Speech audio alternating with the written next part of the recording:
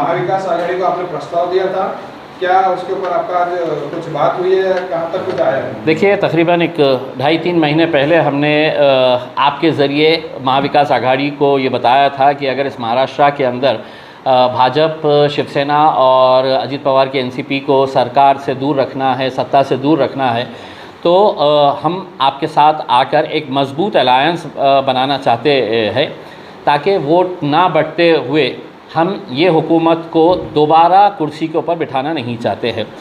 उनका कोई प्रस्ताव नहीं आया, कोई उनका जवाब नहीं आया। फिर उनके कुछ नेताओं ने ये कहना शुरू करा कि देखिए, ऐसे अलायंस जो है मीडिया के ज़रिए नहीं होते हैं, हमको लिखित के अंदर चाहिए। तो हमने 10 सितंबर के दिन हमने लिखित में प्रस्ताव भेजा शरद पवार साहब को, कांग्रेस के नाना पटोले साहब को, अमित देशमुख साहब को, और उनको यही बताया हमने कि महाराष्ट्र के अंदर एक नया समीकरण तैयार करने की ज़रूरत है। इसीलिए हम ये अलायंस आपके साथ चाहते हैं। उनका कोई जवाब नहीं आया, लेकिन पिछले कुछ दिनों से हमारी बातचीत चल रही है और हमें ऐसा लगता है कि कुछ ना कुछ तो पॉजिटिव रिस्पांस उसका आएगा। अगर नहीं आता है तो हमारे लिए रास्ता खुला है, फिर हम जहाँ पे सीट लड़ाना है हम वहाँ पे लड़ाएंगे। और अगर ये अलायंस मुमकिन नहीं होता है तो कल के दिन कोई हमारे ऊपर उंगली उठा नहीं सकता है। हम बहुत कम सीटें लड़ने के लिए तैयार हैं, क्योंकि हमें मालूम है कि अलायंस के अंदर आपको अलायंस का धर्म निभाना पड़ता है।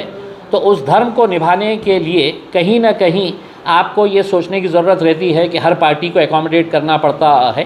तो ऐसे हालात के अंदर ये अगर उनके तरफ से पॉजिटिव आता है तो ठीक, नहीं आता है तो हमारी तो तैयारी है ही फिर लड़ने की। तो महाविकास आघाड़ी में शिवसेना भी है, शिवसेना कहती है कि एमआयएम एंटी नेशनल पार्टी, इस पर क्या कहना है? जी, शिवसेना के जो सर्वे सर्वा थे बाला साहब ठाकरे, उनको इलेक्शन कमीशन ने 6 साल के लिए बार किया था, तुम वोट नहीं डाल सकते हैं। हिंदुस्तान के अंदर बहुत कम लोगों के ऊपर इस तरह की कार्रवाई हुई थी, और वो कार्रवाई इस वजह से हुई थी कि जाति धर्म के अंदर तेढ़ निर्माण करने का काम उस वक्त किया जा रहा था और धर्मों को टारगेट किया जा रहा था। तो शिवसेना अगर आज मुझे ये कह रही है तो मैं समझता हूँ कि वो अपने गिरेबान के अंदर खुद झांक कर देख ले कि आपका जन्म किस बात के ऊपर हुआ था। आपका जन्म इसलिए हुआ था कि आप कांग्रेस और एनसीपी के विरोध में थे। आप नहीं चाहते थे कि कांग्रेस और राष्ट्रवादी कांग्रेस महाराष्ट्र के अंदर, तो शिवसेना का जन्म हुआ था। आज आप किसके साथ गए हुए हैं सत्ता बनाने के लिए? उन्हीं लोगों के साथ। पॉलिटिकल कंपल्शन है। हम भी आपसे मोहब्बत करते हैं ऐसा नहीं है, मुसलमान आपसे मोहब्बत करने लगे हैं ऐसा नहीं है। कांग्रेस और एनसीपी को ऐसा लगना नहीं चाहिए कि मुसलमान तो अब हमारे पास आ चुके हैं करके।